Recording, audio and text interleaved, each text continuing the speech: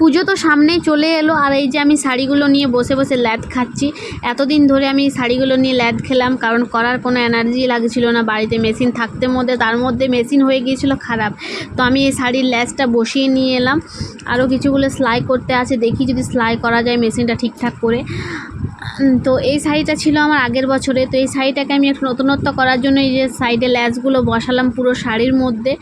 আর কেমন লাগছে তোমরা জানিও কিন্তু। ল্যাজটা বসিয়ে আরেকটা ল্যাজ ছিল, তো সেই ল্যাজটাকে পুরো কেটে পর আমি ফুলগুলো কেটে শাড়ির মধ্যে বসাবো।